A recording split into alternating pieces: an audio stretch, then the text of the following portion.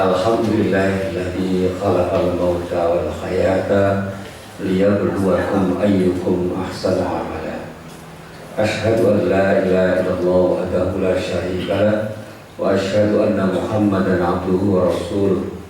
Allahumma shalli wa sallim ala nabiyyina Muhammad wa ala alihi wa sahbihi wa man wala, amma ba'd. Bapak-bapak yang saya hormati, pertama-tama sebelum saya sampaikan materi ini, saya beri pengantar dulu sedikit bahwa materi yang ada di dalam kitab Madarijus Salikin itu adalah materi tasawuf, sehingga perspektifnya memang perspektif sofistik.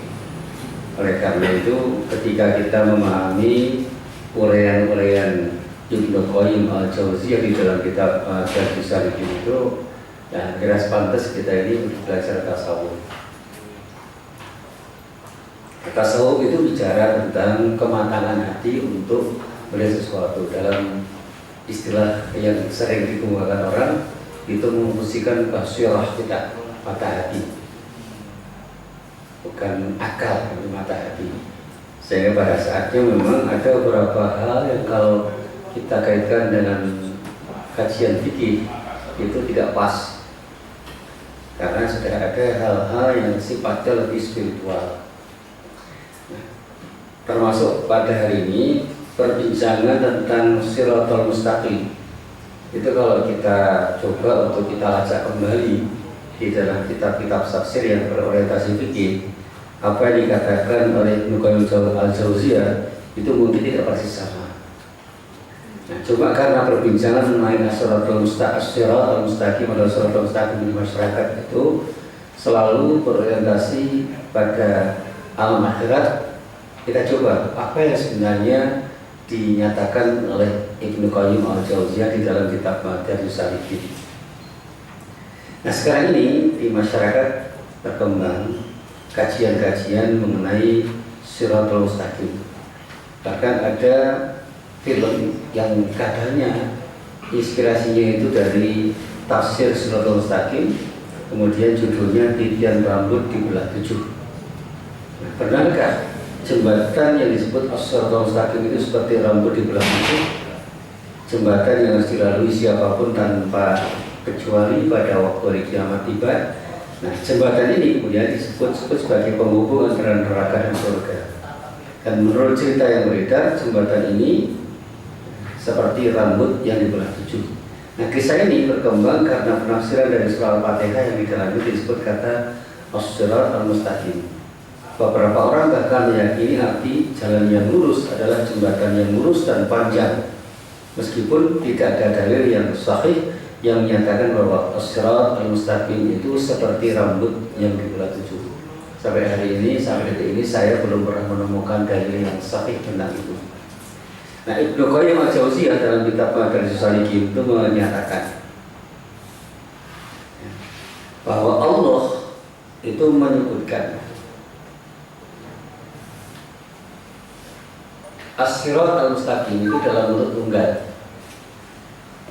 Dan setelah kemudian para ulama menyatakan bahwa apa yang disebut dengan Shiratal Mustaqim dalam bentuk tunggal dan ada lam ta'rif tanpa keterangan apapun, itu menunjukkan kejelasan dan kekhususannya, yang berarti jalan yang disebut Shiratal Mustaqim itu hanya tunggal, satu. Sedangkan yang lain, jalan yang lain itu banyak. Sehingga kata syirat itu selalu tunggal, tapi kalau kata sabil itu bisa banyak. Sabilullah ada subul. Subul itu jalan-jalan. Orang-orang yang mau mengikuti jalan Allah itu jalannya cuma satu, ya jalan yang disebut syariat Allah itu. Sedangkan orang yang keluar dari prinsip syariat Allah itu akan mendapatkan murka dari Allah Subhanahu wa Ta'ala. Dan siapa di antara mereka itu? Nah, dalam kitab tafsir dikatakan adalah orang-orang Yahudi dan Nasrani. Ini kitab tafsirnya mengatakan begitu. Coba di dalam kitab Madarijus Salikin tidak disebut secara eksplisit. Ibnu Qayyim al-Jauziyah itu mengutip firman Allah. yang terdapat di dalam surat Al-An'am ayat 163. A'udzu billahi minasyaitonir rajim. Wa anna hadza sirati mustaqiman fattabi'uhu wa la tattabi'us subula fatatafarraqa bikum an sabili. Dzalikum wassaqum bihi la'allakum tattaqun. Dan bahwa yang kami perintahkan ini adalah jalanmu yang lurus, maka ikutilah dia dan janganlah kamu ikuti jalan-jalan yang lain, karena jalan-jalan itu mencerai-beraikan kamu dari jalannya. Yang demikian itu diperintahkan Allah agar kamu bertakwa. Ayat ini itu kemudian dibahas oleh Ibnu Qayyim al-Jauziyah dengan bahasan yang agak panjang. Di dalamnya dinyatakan bahwa Allah sengaja menunggalkan atau memfradkan lafaz as-sirat dan membanyakkan atau menjamakan lafaz as-sabil dengan kata as-subul, bukan as-subulan. Subulan itu asnya salah. Ada subulan, as-subul hanya itu salah. Kalau as-subul ya subul, as-subul atau subulan. Ini bahasa Arabnya nanti salah. Sehingga jelas perbedaan di antara keduanya. Subul itu jamak, bukan subulan, as-subul. Sehingga jelas antara konsep sirat dan sabil itu berbeda. As-sirat tidak ada jamaknya, as-sabil ada jamaknya, jamaknya subul. Dalam hal ini, misalnya Ibnu Mas'ud menyatakan bahwa Rasulullah SAW menorehkan satu garis di hadapan kami. Saya bersabda, ini adalah jalan Allah. Jadi satu garis dikatakan ini jalan Allah.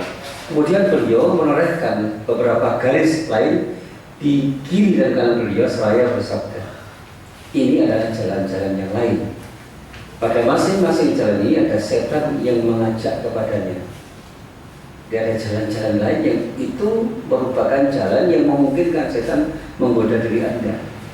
Kemudian beliau membaca ayat Al-Quran yang terdapat di dalam surat Al-An'am 153 itu. Karena jalan yang mengantarkan kepada Allah hanya satu, yaitu jalan yang karenanya Allah mengutus para rasul dan menurunkan kitab. Tak seorang pun bisa sampai kepada Allah kecuali lewat jalan ini. Andai kata manusia melalui berbagai macam jalan dan membuka berbagai macam pintu, maka jalan itu adalah jalan pintu dan pintunya terkunci. Ini metafor-metafor yang dinyatakan, dan ini ungkapan dari Abdullah bin Mas'ud. Jadi Siratal Mustaqim itu jalan Allah, sebagaimana yang pernah kami bahas dalam kesempatan yang lain. Dulu saya pernah membahas tentang hidayah, dan disitulah mungkin ada Siratal Mustaqim. Cuma dalam pembahasan itu, karena pembahasannya terlalu luas, dulu pada pertanyaan dari Pak Wiharto saya masih ingat, yang saya dituntut untuk menjelaskan, padahal di dalam kitab Madarij Salikin itu terlalu sedikit, sehingga saya mengutip kitab yang lain, Ighathatul Lahfan. Ighathatul Lahfan itu juga kitab yang ditulis oleh Ibnu Qayyim al-Jauziyah, dan penjelasan tentang hidayah itu lebih banyak di situ daripada apa yang ditulis di Madarij Salikin. Sehingga kalau kemudian diungkap bersama-sama, orang bisa protes. Karena apa? Kajian ini adalah kajian kitab Madarij Salikin, kenapa ada keterangan lain? Ini seperti footnote. Saya karena waktu itu sedangnya, ya saya terpaksa mengutip kitab Ighathatul Lahfan yang ditulis oleh Ibnu Qayyim al-Jauziyah, keterangannya berbeda. Ayo kita teruskan dulu. Kemudian dikatakan Allah mengabarkan bahwa as-sirat itu ada pada diri Allah, dan diri Allah ada pada as-sirat al-mustaqim.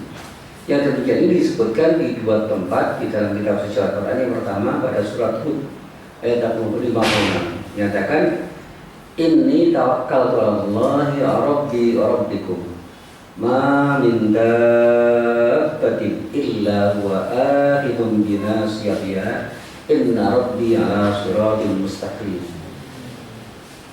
Sesungguhnya aku bertawakal kepada Allah Tuhanku dan Tuhanmu. Tidak ada suatu binatang melata pun melainkan Dialah yang memegang ubun-ubunnya. Sesungguhnya Tuhanku di atas jalan yang lurus. Yang kedua pada surat An-Nahl ayat 76 katakan di sini, wa daraballahu matarar rajulaini ahaduhuma abkamu la yaqdiru ala syai'in wa huwa kullun ala maulahu aynama yuwajjihhu la ya'ti bi khair hal yastawi huwa wa man ya'muru bil 'adl wa huwa ala siratin mustaqim. Dan Allah membuat pula perumpamaan dua orang lelaki yang seorang bisu tidak dapat berbuat sedikit pun dan dia menjadi beban atas penanggungnya. Kemana saja dia disuruh oleh penanggungnya itu, dia tidak dapat mendatangkan suatu kebajikan pun. Nah, samakah orang itu dengan orang yang menyuruh berbuat keadilan dan dia berada pula di atas jalan yang lurus? Jadi sudah pakai mafal tidak sama. Ya, tidak sama. Kira-kira tidak sama gitu jawabnya. Inilah perumpamaan yang diberikan Allah terhadap para berhala yang tidak dapat mendengar, tidak dapat berbicara dan tidak berakal, yang justru menjadi beban bagi penyembahnya. Berhala membutuhkan penyembahnya agar dia membawa, memindahkan dan meletakkannya di tempat tertentu serta mengabdi kepadanya. Bagaimana mungkin mereka mempersamakan berhala itu dengan Allah yang menyuruh kepada keadilan dan tauhid?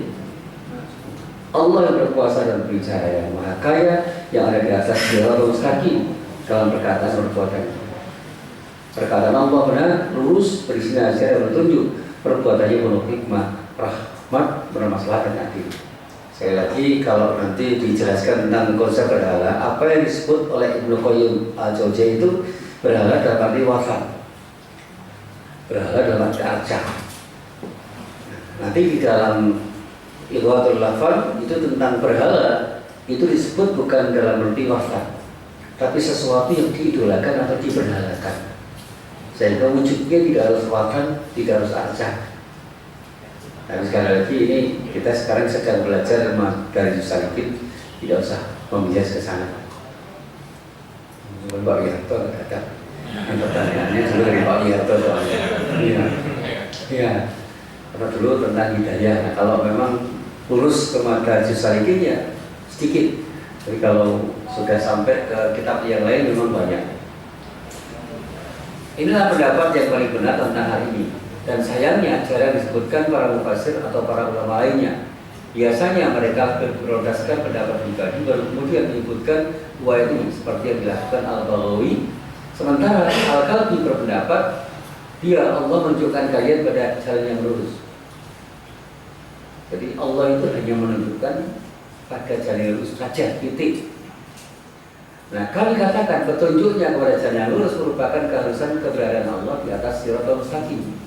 Petunjuknya dalam perbuatan dan perkataannya, dan dia berada di atas Siratal Mustaqim dalam perbuatan dan perkataannya. Jadi pendapat ini tidak bertentangan pendapat orang yang mengatakan bahwa dia berada di atas Siratal Mustaqim. Jadi Siratal Mustaqim itu apa? Allah ada di situ. Saya ketika kita itu ditanya Siratal Mustaqim itu sebenarnya apa tuh? Jalan yang dimiliki Allah, yang ditunjukkan oleh Allah kepada manusia, karena Allah ada di situ. Sehingga karena Allah ada di situ, tidak mungkin orang tersesat kalau orang melewati jalan itu. Kira-kira simpulan gampangnya seperti itu.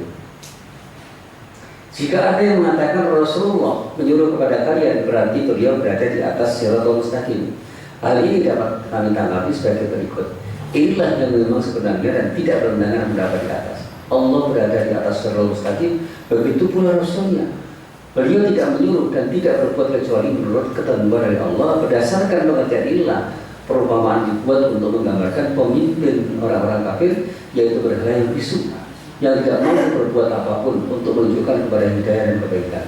Sedang pemimpin orang-orang yang baik, Rasulullah SAW menyuruh pada keadilan, yang berarti beliau berada di atas Siratal Mustaqim. Jadi ada pertanyaan begini, kenapa ini Nukolin kok gak konsisten? Katanya berada di atas Siratal Mustaqim itu ya Allah. Kenapa Rasulullah dikatakan berada di atas Siratal Mustaqim? Itu berarti bertentangan, ada kontradiksi? Tidak. Karena Allah menyuruh Rasulnya berada di atas Siratal Mustaqim, maka Rasulullah ketika menyuruh umatnya itu menyuruh di atas Siratal Mustaqim. Sehingga karena itu Allah bersama. Rasulullah berada di Shiratal Mustaqim, dan ketika kita itu mau berada di Shiratal Mustaqim, kita akan mendapatkan ma'iyatullah. Kira-kira penjelasannya seperti itu. Karena orang yang mencari Shiratal Mustaqim dan masih mencari sesuatu yang lain, maka banyak orang justru menyimpang dari jalan yang lurus itu. Jalan yang benar itu cuma satu, tapi banyak orang yang masih cari-cari yang lain. Karena jiwa manusia diciptakan dalam keadaan takut jika sendirian dan lebih suka mempunyai teman karib, maka Allah juga mengingatkan tentang teman karib saat melewati jalan ini. Orang-orang yang layak dijadikan teman karib adalah al-anbiya, para nabi itu yang akan menjamin kita tetap berada di Shiratal Mustaqim. Kalau kemudian para nabi itu sudah tidak ada, maka disebut as-siddiqin, asy-syuhada, dan as-sholihin. Jadi ini tingkatan-tingkatan. Kalau kita baca di dalam pembahasan tentang siapa anbiya, as-siddiqin, asy-syuhada, dan as-sholihin, tingkatannya berbeda-beda. Di bawah nabi itu as-siddiqin, di bawah as-siddiqin, asy-syuhada, dan di bawahnya itu as-sholihin. Tapi keempat-empatnya itu berada pada jalan lurus, sehingga ketika kita menjadikan mereka menjadi teman karib, insya Allah kita akan selalu berada di Shiratal Mustaqim. Mereka inilah orang-orang yang diberi nikmat oleh Allah. Alladzina an'amta 'alaihim, itu seperti ini, para nabi, as-siddiqin, asy-syuhada, dan as-sholihin. Dengan begitu rasa takut dari gangguan orang-orang di sekitarnya, karena dia sendirian saat meniti jalan menjadi sirna. Dia tidak risau karena harus berbeda dengan orang-orang yang menyimpang dari jalan itu. Mereka adalah golongan minoritas dari segi kualitas, sekalipun mereka merupakan golongan minoritas dari segi kuantitas. Seperti yang dikatakan sebagian salah, ikutilah jalan kebenaran dan jangan takut karena minimnya orang-orang yang mengikuti jalan ini. Jauhilah jalan kebatilan dan jangan tertipu karena banyaknya orang yang mengikutinya. Jadi merawat muka, kira-kira begitu. Sidik bener, lalu oke, salah orang sah. Tapi sekarang kadang-kadang orang milih semoga, ya. Selamat. Jika engkau meniti jalan kebenaran, teguhkan hatimu dan tegarkan langkah kakimu. Jangan menoleh ke arah mereka sekalipun mereka memanggil-manggilmu. Karena jika sekali saja engkau menoleh, tentu mereka akan menghambat perjalanan. Kalau kita itu melingkar sedikit, nah sudah menyimpang. Karena mohon petunjuk jalan yang lurus merupakan permohonan yang paling tinggi nilainya, maka Allah mengajarkan kepada hamba-hambanya tentang bagaimana cara berdoa kepadanya dan perintahkan agar mereka mengawalinya dengan pujian dan pengakuan kepadanya, kemudian menyebutkan ibadah dan pengesaannya.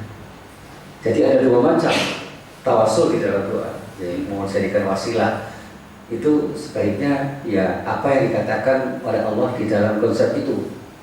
Yang pertama tawasul dengan asma atau nama-nama dan sifat-sifatnya serta memujinya. Misalnya ya Rahman, ya Rahim, dan kemudian sifat-sifat Allah disebut serta memuji Allah Subhanahu wa taala. Itu sesuatu yang bisa kita jadikan wasilah. Yang kedua tawasul dengan beribadah dan mengesahkannya. Menjadikan ibadah kita dan tauhid kita itu sebagai wasilah. Nah, sekarang konsep wasilah itu macam-macam. Masuk di dalamnya dijadikan orang tertentu jadi wasilah, bahkan orang yang sudah mati pun jadi wasilah. Jadi kita tidak usah merasa di orang lain, tapi tentu saja kita masih bisa melihat dengan mata kepala, dan berita tentang konsep tawasul itu memang ya seperti berubah. Ya, mudah-mudahan kita selamat dari konsep tawasul yang salah itu. Nah, Quran surah Al-Fatihah menurut kajian Ibnu Taimiyah juga menjelaskan tentang pemaduan dua tawasul ini. Setelah dua tawasul ini digunakan, bisa disusul dengan permohonan yang paling penting, yaitu hidayah Allah. Siapapun yang berdoa dengan cara ini, insya Allah doanya layak dikabulkan. Nah, ini apa yang disampaikan oleh Taimiyah di dalam kajian tentang Shiratal Mustaqim. Kira-kira seperti inilah yang bisa saya sampaikan. Intinya seperti ini. Kalau mau dikembangkan ya silakan. Kalau saya nanti menjawab dan harus menjawab dengan ilustrasi-ilustrasi yang memang pernah saya baca dari buku-buku lain, ya saya mohon maaf, karena bukan berarti kita ingin menyimpang dari kitab. Nah, jadi dikritik oleh seorang yang datang di sini. Ya, terima kasih karena konsistensi kita, oke, kita masih di kita baca di syarif, tapi akan sangat sulit ketika kita ditanya untuk menjawab apa yang disampaikan oleh Ibnu Qayyim al-Jauziyah di dalam kitab Madarijus Salikin itu, kalau kita tidak mengutip pendapat-pendapat beliau yang lain dan pendapat-pendapat yang lain yang menjelaskan konsep-konsep yang ditawarkan oleh Ibnu Qayyim al-Jauziyah. Seperti ketika kita mengkaji pemikiran Ibnu Taimiyah. Ibnu Taimiyah itu punya murid, antara lain muridnya Ibnu Qayyim al-Jauziyah. Sehingga penjelasan atas konsep-konsep yang ditawarkan oleh Ibnu Taimiyah itu seringkali dijelaskan melalui penjelasan dari Ibnu Qayyim al-Jauziyah. Ini yang berupaya mengalir saja karena ada mata rantai. Mudah-mudahan ketika saya menjelaskan tidak keluar dari konteks, kira-kira begitu. Saya kembalikan kepada moderator. Assalamualaikum warahmatullahi wabarakatuh. Waalaikumsalam.